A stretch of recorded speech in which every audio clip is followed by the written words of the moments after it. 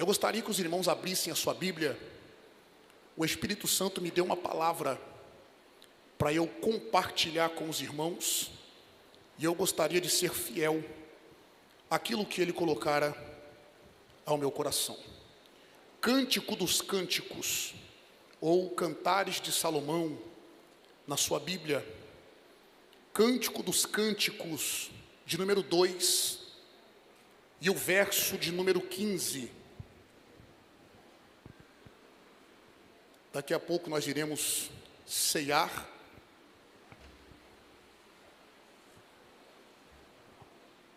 Cântico dos Cânticos, de número 2, e o verso 15.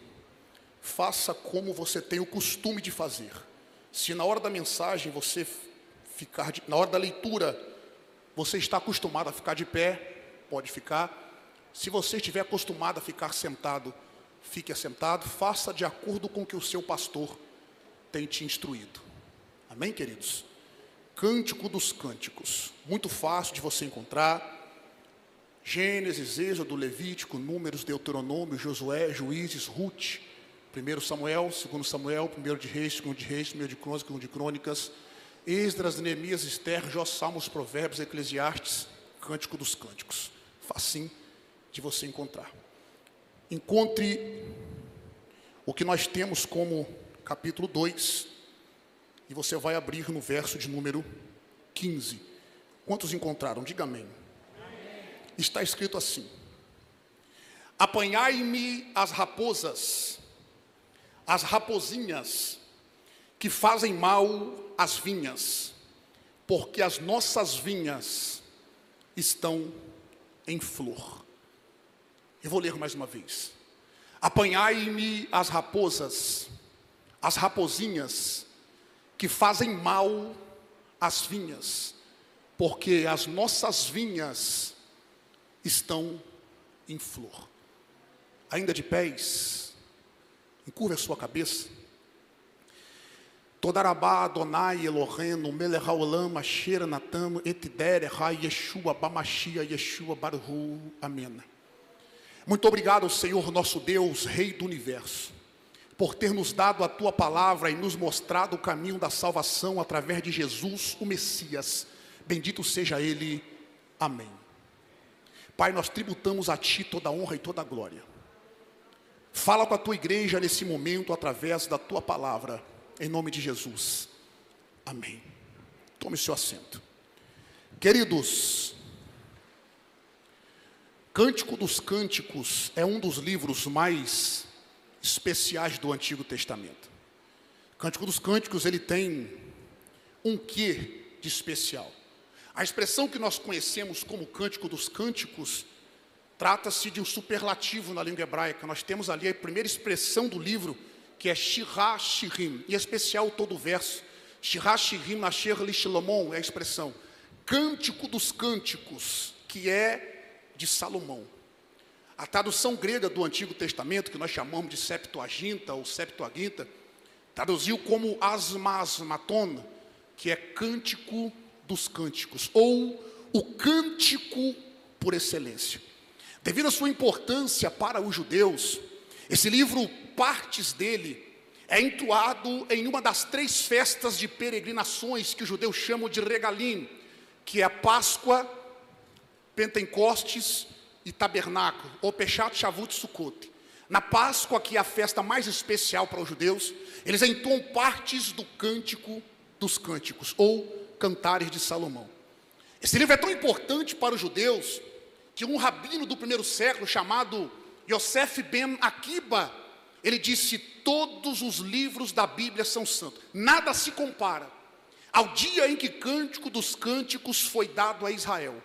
Todos os livros da Bíblia são santos, mas Cântico dos Cânticos é o santo dos santos. Um dos pais da igreja do primeiro, segundo, terceiro século, ou quarto século, chamado São Jerônimo, ou Jerônimo para nós, ele recebeu uma carta de uma de suas alunas, chamada Paula. Paulo enviou uma carta para Jerônimo dizendo como que ela deveria instruir a sua filha a ler a Bíblia Sagrada. Jerônimo envia uma carta de volta para Paula dizendo: faça começar pelos saltérios, e que ela aprenda a vida devocional que os salmistas tinham. Em seguida, faça para ela ler a lei da vida nos provérbios, e com o pregador, que é Cantares ou Eclesiastes, faça com que ela renuncie a vida às coisas passageiras. Em seguida, peça para ela ler os evangelhos, que falam da biografia de nosso Cristo, e que uma vez os tendo na mão, nunca os lance fora. Em seguida, peça para ela decorar o Hexateuco, Gênesis, Êxodo, Levítico, Números, Deuteronômio e Josué. Em seguida, faça ela decorar a lei, os profetas maiores e menores. Em seguida, os rolos de Esdras e Ester. Logo em seguida, peça para ela ler Atos dos Apóstolos, entender o que é que um povo de joelhos dobrados, orando, na dependência do Espírito Santo, pode fazer nessa terra. Em seguida, peça para ela ler as cartas gerais e paulinas. Depois de fazer isso tudo, ela pode tranquilamente ler Cântico dos Cânticos, não em primeiro lugar, porque de outra maneira, ela não entenderia que apesar de estar sendo escrito com palavras carnais, trata-se de um casamento, de uma boda espiritual. Não compreendendo assim, ela sofreria muito. Para os judeus, representa o amor de Deus pela nação de Israel, em especial Jerusalém. Para os cristãos, os personagens desse livro representa o amor de Cristo pela sua noiva amada, a igreja. Lutero dizia que esse livro é muito mais especial. Ele representa a particularidade de cada cristão com o seu Senhor. Como nós entendemos, Cântico dos Cânticos trata-se de uma particularidade de cada cristão. A tipologia desses personagens representa a nossa particularidade com Deus. Dada essa compreensão, eu posso muito bem trazer aos irmãos a historicidade desse livro. O autor, ninguém menos, ninguém mais do que Salomão. Conta-se, reverendo pastor, que Salomão estava aí no seu despojo, certa feita, no seu palácio, e de repente alguém envia para ele um suco de uva daquela época. Ele experimenta esse suco de uva, e alguém diz para ele: meu rei, esse é um dos sucos mais gostosos do seu reino. Ele disse: onde é fabricado? Alguém fala para ele que as suas concubinas pisavam uvas lá no seu lagar. Ele disse: eu quero conhecer este lugar. Havia uma festa entre judeus, onde o rei se disfarçava de pastor de ovelhas e ia conhecer o seu reinado. O rei vai até o seu lagar. Chegando lá, ele vê as suas concubinas pisando uvas. E uma coisa, meu reverendo pastor, chama a atenção de Salomão. Salomão tira sua coroa de rei, as suas vestes reais, e se disfarça de pastor de ovelhas para conhecer o seu palácio. Pastor, quando eu vejo Salomão tirando a sua coroa real, as suas vestes reais, eu lembro das palavras do apóstolo Paulo, na sua carta aos Filipenses, no capítulo 2, do verso 5 ao verso 11, está escrito: de certo que haja em vós o mesmo sentimento que houve também em Cristo Jesus, que existindo na forma de Deus, não teve por usurpação ser igual a Deus, mas aniquilou a si mesmo, fazendo-se semelhante aos homens, e achado na forma de homem, foi obediente até a morte, morte de cruz, pelo que Deus o exaltou soberanamente, e lhe deu um nome que está acima de todo nome, para que diante do nome de Jesus, se dobrasse todos os joelhos dos que estão nos céus, na terra e debaixo da terra, e toda a língua confesse que Jesus Cristo é o Senhor, para a glória de Deus Pai. Anjos têm que se prostrar diante dele, homens têm que se prostrar diante dele, e demônios têm que se curvar e entender que Jesus Cristo é o Senhor, para a glória de Deus Pai. Observe que Jesus encontrou o caminho da exaltação se humilhando, ele encontrou o caminho da subida descendo. Tem gente que quer subir subindo. O evangelho, a ótica dele é diferente. Nós subimos descendo. Nós somos exaltados por Deus nos humilhando. Quem entendeu até aqui, glória para Deus é pouco demais. Depois que Salomão se disfarça de pastor de ovelhas, conta-se que ele chega no seu lagar e ele vê as moças pisando uvas, mas uma dessas o chama a atenção, pastor. mesmo pisando uvas, ela estava com as suas vestes brancas, resplandecendo. Salomão, para não ser conhecido, dá um passo atrás e dá um grito: ei, moça, por que é que você está tão bonita? As suas vestes estão brancas, brilhando, e mesmo pisando uvas, elas não estão tão sujas assim. Conta-se que a moça levanta a cabeça, dá um passo à frente e diz: ó pastor de ovelhas, é porque o rei nos fez uma promessa. Ele disse que um dia desceria do seu palácio e viria até o lagar e escolheria uma de nós para morar com ele no seu palácio. Então todas as vezes que eu lembrava dessa promessa e via as minhas vestes sujas, eu ia no ribeiro atrás do lagar, 9 horas da manhã, meio-dia e 3 da tarde, que era a hora terceira, a hora sexta e a hora nona para os judeus. Eu me lembrava que eu precisava manter as minhas vestes brancas para chamar a atenção do rei. Quando eu vejo o sulamita limpando as suas vestes, eu me lembro que foi daí que Salomão recebeu a revelação de Eclesiastes 9:10 ou 9:8: em todo tempo sejam alvas as tuas vestes, e nunca falte o óleo sobre a tua cabeça. Eu lembro de Apocalipse capítulo 22, Jesus dizendo: bem-aventurado aquele que lava as suas vestes no sangue do Cordeiro, para que tenha acesso à cidade e não entre pela janela, mas entre pela porta. Lavar as vestes representa a santidade da noiva. A noiva não atrai o noivo pela eloquência na pregação, pela voz bonita no louvor, pela aparência física bonita, não. A noiva atrai o noivo pela pureza de suas vestes. A santidade da igreja é que atrai o mundo. Glória! Eu recebo uma autoridade de Deus nesse ponto da introdução da mensagem para dizer: o que nos chama a atenção, amados, não é a nossa eloquência na pregação, isso é importante. O que nos chama a atenção não é a nossa voz bonita para louvar. O que chama a atenção do mundo na igreja é a nossa vida com Deus, é a nossa veste resplandecente. O demônio, o inferno não tem medo da nossa eloquência, dos nossos diplomas, dos idiomas que falamos, mas quando ele nos vê de joelhos dobrados diante de Deus, com a nossa veste resplandecente, ele bate em retirada. Quem está comigo nesta palavra, uma mão para o céu é pouco demais.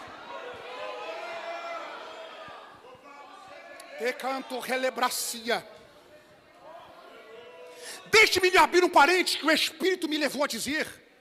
Sabe por que tem gente que quando manifesta o demônio corre? Porque sabe da sua particularidade com Deus. Vou falar baixinho, para só quem está aqui dentro ouvir. Sabe por que algumas pessoas têm medo dessas manifestações?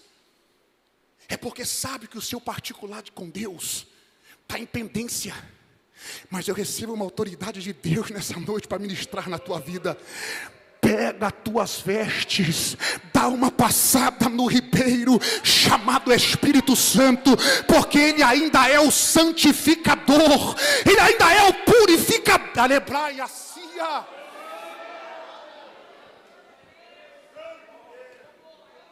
Conta-se que Salomão dá mais um passo atrás e diz: é verdade, moça, eu conheço o rei pessoalmente. De fato ele vai voltar e vai escolher uma de vocês para morar com ele no seu palácio. Quando eu vejo Salomão dizendo isso, eu lembro das palavras do meu Cristo em João capítulo 14, versos 1, 2 e 3. Não se turbe o vosso coração, credes em Deus, credes também em mim. Na casa de meu pai há muitas moradas, se não fosse assim eu vos teria dito. Agora anote aí na tua agenda: vou preparar-vos lugar, e se eu for, virei outra vez e vos levarei para mim mesmo, para que onde eu estou, estejais vós também. Quem aguarda este grande dia, a maior certeza da igreja é que um dia nós iremos nos encontrar com nosso Senhor. A Bíblia nos dá tanta certeza desse grande dia, que a primeira vinda de Cristo aqui na terra, a Bíblia frisa por 400 vezes, e Ele cumpriu nos mínimos detalhes, sim ou não? Agora, a segunda vinda, a Bíblia frisa por mais de 1.800 vezes. É Deus dizendo: 4 vezes mais do que a minha primeira vinda, eu frisei a minha segunda. Se eu cumprir a primeira, pode anotar na tua agenda, Ele volta para buscar o teu povo. E quem aguarda este grande dia, glorifica Ele nessa noite. Daquele dia em diante, as moças que estavam no lagar com ela, quem conta essa história é Pirmã. Daquele dia em diante, as moças começaram a perceber ela de forma diferente. Vendo que aquele pastor de ovelhas percebeu algo diferente nela, as moças começam a persegui-la. Mas como cumprimento de promessa, o rei agora vem novamente. Só que dessa vez, ele não vem mais disfarçado de pastor de ovelhas. Agora ele vem como rei. E aí nós começamos o diálogo deste livro. Exatamente no verso de número 2. O verso 1 é uma introdução. Shirash-Rim Asher-Li Shalomon, Cântico dos Cânticos, que é de Salomão. No verso 2, quando ela percebe a vinda do rei, o diálogo começa a partir dela. A conversa com o rei, entre a noiva e o noivo, parte da boca da noiva. É ela que, ao ver o noivo se aproximando, começa a falar com ele. O relacionamento entre ambos, embora ele já tinha olhado para ela, mas o diálogo começa através dela. Quando ela começa a falar, o noivo começa a responder. Eu vou dizer uma vez mais. Quando ela começa a falar, o noivo, mais que pronto, começa a responder. Alguém diz: Deus não responde as coisas que eu peço. É claro, há quanto tempo nós não abrimos a boca para falar com Ele? Há quanto tempo nós não falamos com Ele? Eu estou pregando para alguém nessa noite que entende o que o Espírito está dizendo. Eu quero voltar a ouvir a tua voz pelas madrugadas. Quero voltar a ouvir a tua voz falando comigo. Porque se tem uma coisa que o noivo ama, é a voz da sua amada. E nós temos, para ganharmos tempo, um enredo fantástico nesse livro. Nós temos o noivo e a noiva. Nós temos alguém que tenta cotidianamente roubá-la dele, as filhas de Jerusalém e os guardas da cidade. Nós vamos ver os dois de forma plena, um amor notório entre ambos. Observe que aqui, eles não estão apaixonados um pelo outro apenas. Nós não podemos confundir paixão com amor. Os psicólogos dizem que a paixão, ela é um sentimento intenso, porém que dura no máximo 2 anos. Depois disso, das duas uma: quebra de relacionamento ou início de uma verdadeira história de amor. Agora, qual a diferença da paixão para o amor? Na paixão nós queremos estar juntos nos momentos bons. Na paixão nós queremos estar perto nos momentos que é importante para mim e para ela, por exemplo. Quando eu namorava aquela moça bonita ali, onde estava um, estava outro. Apaixonadamente apaixonado. Deus cegou os olhares dela assim para me ver, né? E ela casou comigo depois. Mas onde estava um, estava o outro. O que era importante para mim, eu estava junto. Agora, o amor não. O amor não está junto somente quando é importante para um ou para os dois. O amor está junto mesmo que não seja tão importante para mim. Se é importante para ela, eu quero estar perto. Vamos aplicar? É por isso que alguns cristãos que estão apaixonados por Jesus, quando o vento sopra, ele vai embora da igreja.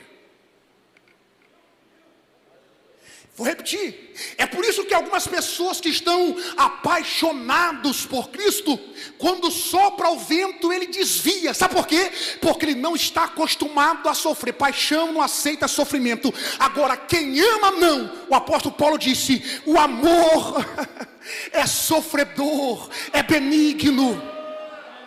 O amor não trata com leviandade, não foca em justiça, tudo crê, tudo espera, tudo suporta. Isso é amor. Jesus está dizendo: eu não te chamei para ser apaixonado por mim, não. Eu amo você e eu quero o amor correspondendo com o meu amor. Você, oh glória, se eu estou pregando para alguém que ama a Cristo, o amor para o céu é pouco demais. É possível que eu esteja pregando para alguém que está o vento soprando na tua vida, o vento está soprando, a porta fechada, às vezes o celeiro está vazio. Aí você se pergunta: como é que ele consegue estar aqui ouvindo esse pregador enjoado pregar? É porque ele não está apaixonado por Jesus, é porque o amor de Cristo constrange, é porque o amor abraçou o coração, mesmo em lágrimas. Quem ama está na presença dele.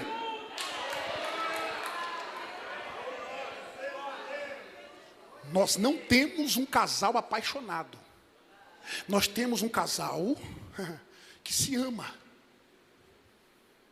As palavras deles, um ao outro, é de alguém que está amando de forma sincera. Por isso que nós temos como verso 8, ela vai dizer, ou ele: as muitas águas não poderão apagar este amor, nem os rios afogá-lo. Ainda que alguém desse todos os bens da tua casa por esse amor, seria de todo ou completamente desprezado. Ele está dizendo: as águas, as provações, as adversidades não apagam a chama desse amor. Ainda que alguém tenta comprar a minha vida, o meu amor por ele é de todo desprezado, porque nada apaga o que eu sinto pelo meu noivo. É tão verdade isso que ela vai dizer: o meu noivo é cândido e rubicundo, ele traz a bandeira entre 10.000. Era como ela estivesse dizendo: no meio de uma multidão, eu só tenho olhos para ele. Deixa eu lhe fazer uma pergunta e você não responda. Os teus olhos estão onde? Porque quando nossos olhos estão em Cristo, o pecado passa longe de nós, ou nós passamos longe do pecado. Mas sabe o que me chama a atenção nesse enredo? É o que ela vai expressar no que nós temos como verso 15 do número 2 de Cântico dos Cânticos. Havia um lugar, se você abrir, por exemplo, no 7, verso 12, você vai ver que nas vinhas era onde eles tinham seus encontros particulares. Como que eram essas vinhas? Obviamente, uma plantação de uva. Cercava-se as plantações, muros, dependendo do tamanho da vinha, colocava-se os sentinelas, 4, 6, 8 ou 10, para vigiar de salteadores e principalmente de animais que estragavam o processo de crescimento das videiras. O que ela diz no verso 15, número 2, é muito sugestivo. Ela vai dizer para ele: apanhai-me as raposas, as raposinhas que fazem mal às vinhas, porque nossas vinhas estão em flor. Havia um processo. Antes da vinha dar uva, primeiro ela vai dar flores. As flores posteriormente se transformam em uvas. Esse é o processo. Primeiro flores, depois as uvas. E o processo vai gradativamente. Só que o que é que os animais faziam, principalmente as raposas? As raposas grandes, elas gostavam de comer as uvas. Em contrapartida, as raposas filhotes, elas não comiam as uvas, elas comiam as flores das vinhas, e isso impedia das vinhas darem uvas. Eles cercavam essas vinhas, e as raposas maiores não tinham condição de atravessar. O que é que acontecia? As raposas filhotes cavavam, abria-se um buraco bem pequeno, obviamente por serem menores, abria-se um buraco menor, dando passagem para elas. Elas entravam e o buraco ficava, a brecha ficava. Aquilo facilitava para que as maiores viessem depois e entrasse. A linguagem metafórica usada aqui, embora seja literal, mas a linguagem aplicável para nós aqui é: o que abre caminho para os pecados grandes são os pecados pequenos. Eu vou dar mais uma chance. O que abre caminho para os pecados maiores são os pecados pequenos. A vinha representa a nossa comunhão com Cristo, o nosso momento particular com Cristo. Sabe por que há muito tempo nossa vinha não tem dado vinho gostoso como outrora? É porque as raposinhas não deixam as flores vingar até da uva. Tem gente que está há muito tempo com a vinha e o fruto já parou de dar há muito tempo. E a pergunta é: por quê? Se na minha vinha não tem raposas grandes que comem as uvas, é porque as raposinhas pequenas abriram uma grande brecha. Aquele pecadinho que não tem nada a ver, aquele negócio que o pastor disse: rapaz, isso aqui não pode. Eu disse: não pode para o senhor, não pode para A, para B, mas isso aqui não tem nada a ver. Esse nada a ver são as raposinhas. Eita glória, esse nada a ver é aquela raposinha que vai arrebentar a nossa vinha. Meus amados irmãos, a vinha tem tudo para dar fruto, tem tudo para ser abençoadora, mas a miserável da raposinha não deixa a vinha florescer. E alguém já disse: rapaz, pare com isso. E tu está dizendo: não tem nada a ver. É por isso que a tua vinha parou de dar fruto há muito tempo. É por isso que alguém busca vinho na tua videira e não tem mais, busca uva lá e não tem mais. Por quê? Porque você deixou uma brecha para as raposinhas entrarem. Não tem aquele pecadinho de estimação que o pastor não vê, o pregador que vem aqui uma vez por ano não consegue ver, o irmão que está do seu lado não consegue ver, mas o Espírito Santo está dizendo: eu estou te vendo, rapaz, eu sei quem é você. Cerebrais, xergia, dirimi canto placia, nerebando calábia. O Espírito Santo está dizendo: eu sou especialista em detectar raposinhas, eu sou especialista naquele pecadinho que não tem nada a ver. Eu já estou te futucando há muito tempo e tu está dizendo: não tem nada a ver. Jesus está dizendo: pega essa raposinha nessa noite, dê um jeito nela, porque eu quero ver a tua vinha com frutos.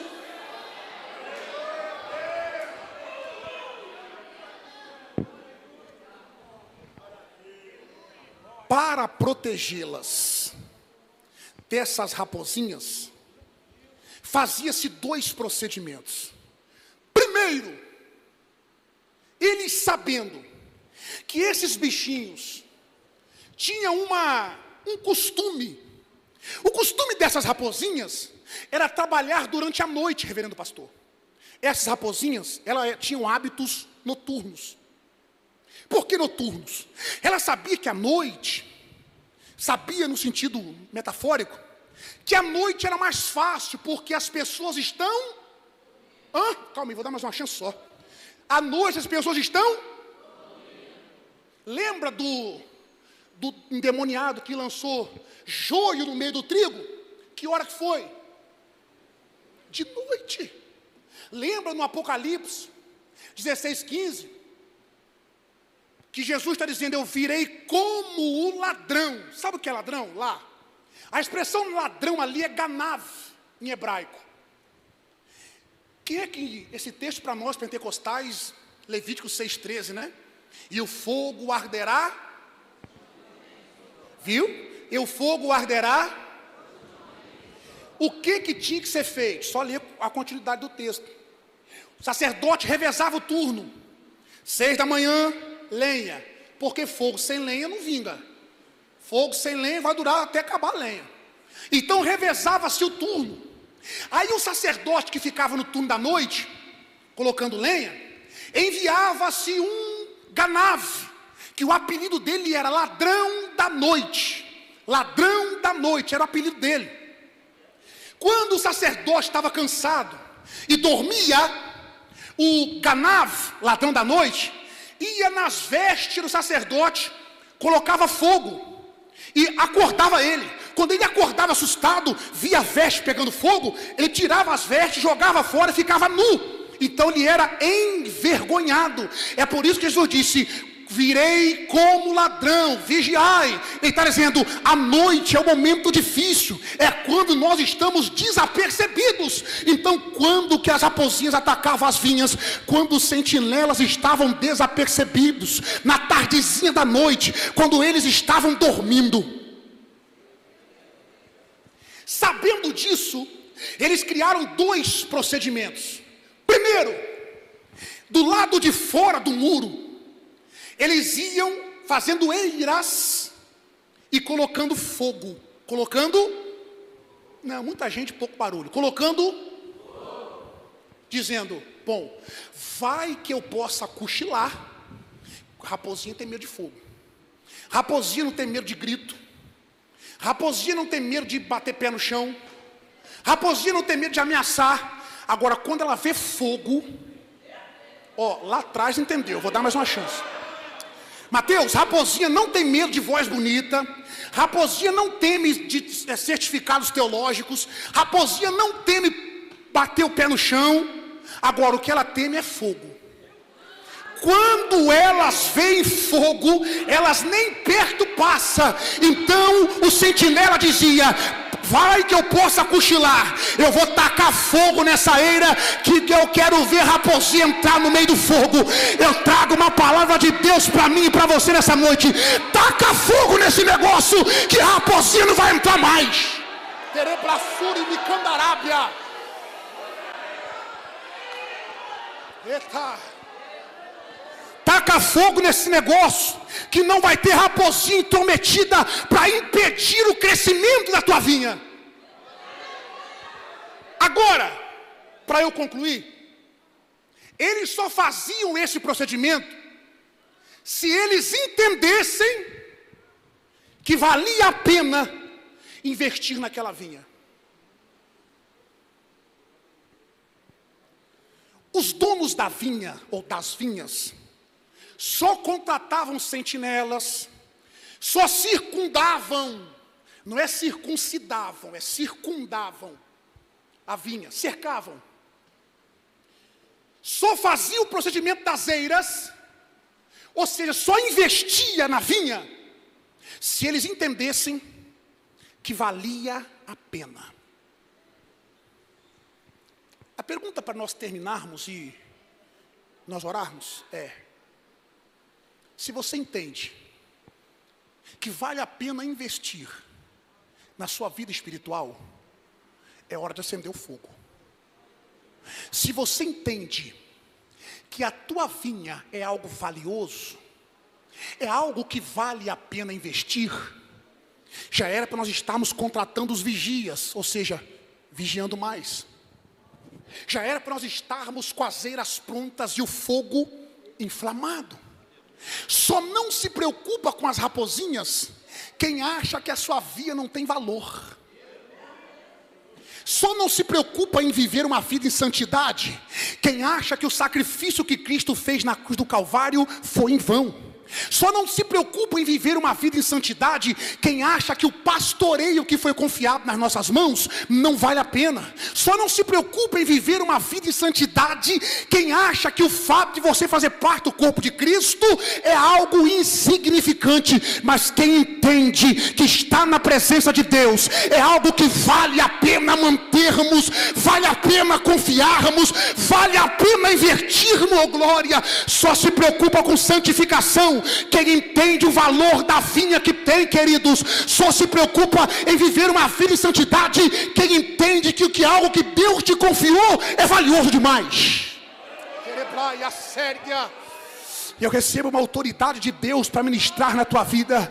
Apanhai-me as raposas, as raposinhas, porque as nossas vinhas estão em flor, que prejudicam as nossas vinhas. Apanhai-me as raposas, as raposinhas.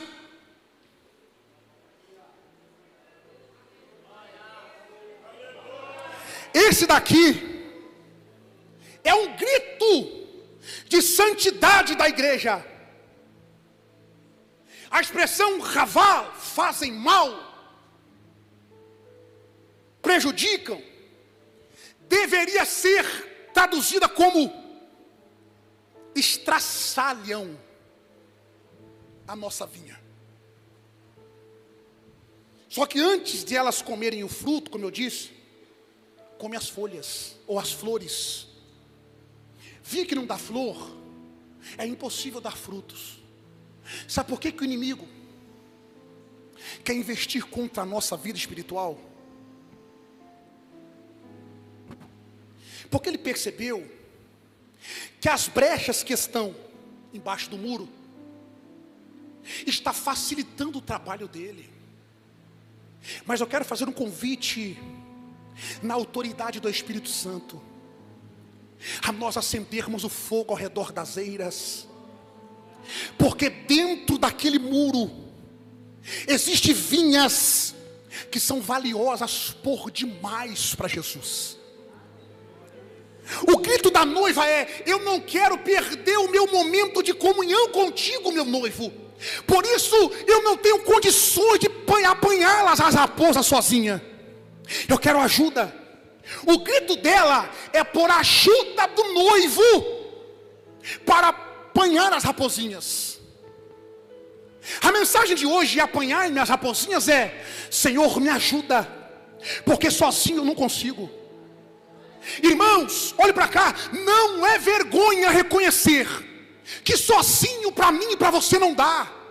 Vergonha é não ver a sua vinha florescer, dar frutos e abençoar vidas. Vergonha é não reconhecer que sozinho não dá. Mas eu trago uma autoridade do Espírito Santo sobre as nossas vidas nessa noite. O Espírito Santo quer me ajudar e te ajudar a apanhar as raposinhas, lançar ela no chão, pisar em cima e a partir de hoje florescer a tua vida espiritual. A igreja que você pastoreia precisa voltar a brilhar. A tua família precisa voltar a florescer. A tua comunhão com Deus precisa florescer novamente. Quem sabe não é hoje que essa raposinha vai ser lançada por terra. Eu gostaria, no temor do Espírito, de convidar a pôr-se em pé. Eu gostaria de te convidar a pôr-se em pés nessa noite. Meus amados e muito queridos irmãos, o grito da noiva é por santidade.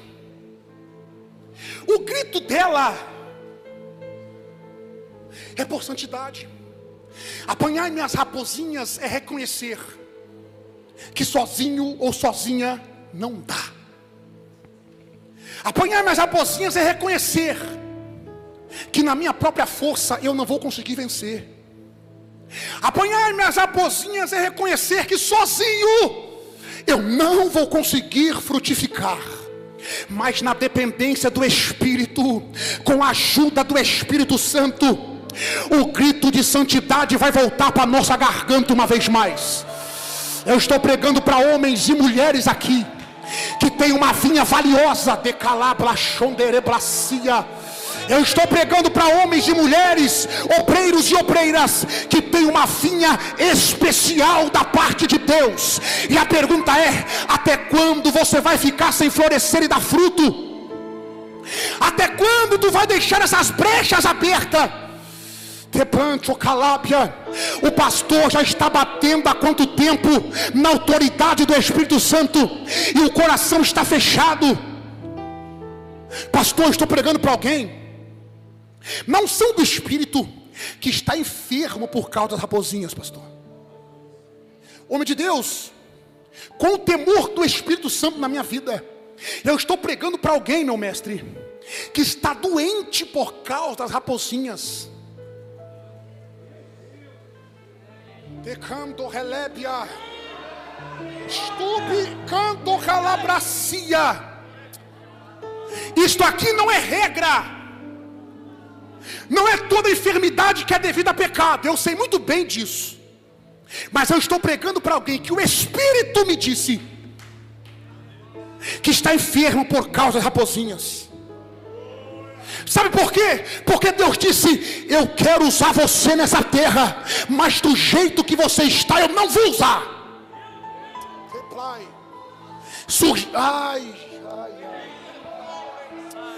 Tem surgido uma teologia da parte do diabo, que é da hipergraça, que pode ficar como você está, que Deus não está preocupado com isso. Tá, porque a santidade deve estar na nossa garganta, gritando: me ajuda, Senhor. Jesus não quer que eu e você ficamos com a nossa vinha só de aparência, cheia de folhas, mas sem fruto. Eu gostaria que, com o temor de Deus, fechássemos os nossos olhos, mostrando a nossa dependência no Espírito. O meu tempo se esgotou, mas eu quero orar por você e por mim. Eu recebo uma autoridade do Espírito nessa noite para ministrar sobre a tua vida. Não saia daqui com essas raposinhas. Não saia daqui com esse pecadinho de estimação. Não saia daqui dizendo que não tem nada a ver. Não sei.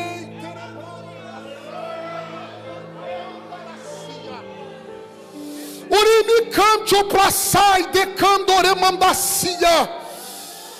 Nando placheur gandere playa sai. Duribi canto plai céu gando come nevacia.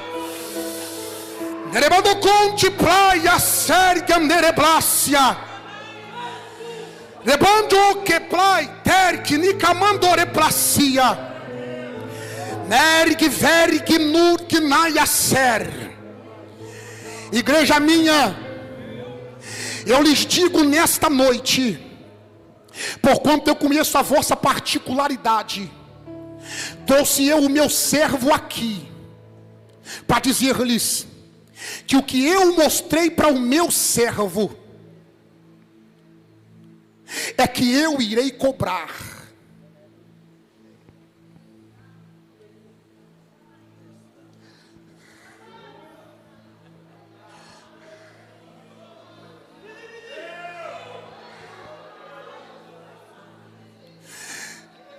Homem, o que eu mostrei para ti naquela madrugada, e disse para tu falar para a minha igreja: eu estou contigo, fales, porque senão eu levo alguém para a sepultura.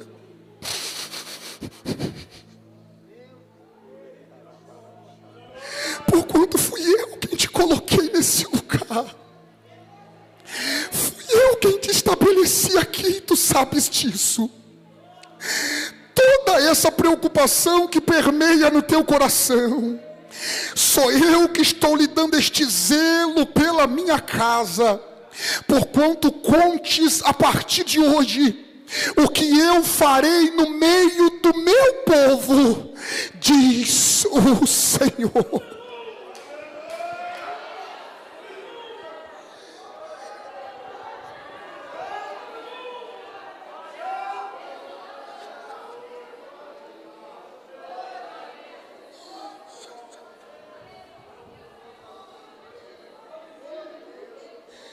Apanhai-me as raposas, apanhai-me as raposinhas que fazem mal às nossas vinhas, porque as nossas vinhas estão em flores. Está chegando o momento do fruto brotar, e essas raposinhas estão querendo arrancar as flores da nossa vinha. Está chegando o momento do fruto brotar, e essas raposinhas estão nos impedindo de recebermos as vitórias, as bênçãos dos frutos da nossa vinha.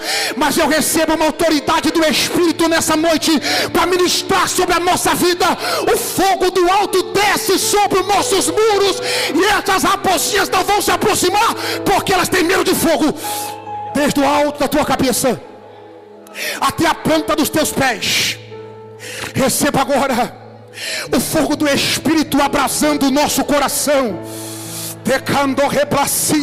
Deus está levantando jovens aqui nesta noite. Deus está levantando obreiros. Olha lá, olha.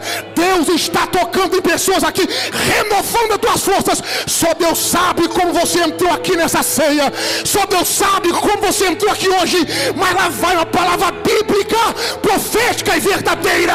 O fogo do alto te renova, o fogo do alto te coloca de pé. Essas raposinhas vão ter que arrumar outra via para entrar, porque na tua não entra mais, porque o fogo do Espírito está aceso.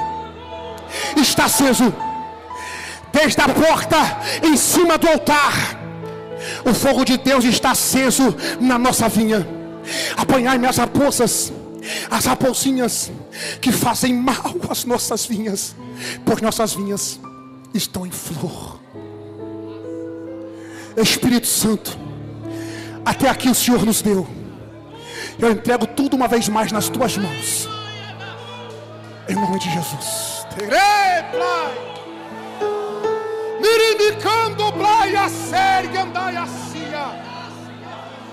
Nai chocando relebandarai a sé. Biribicando praia se ando camanaracia. Stelgi anjo praia sé.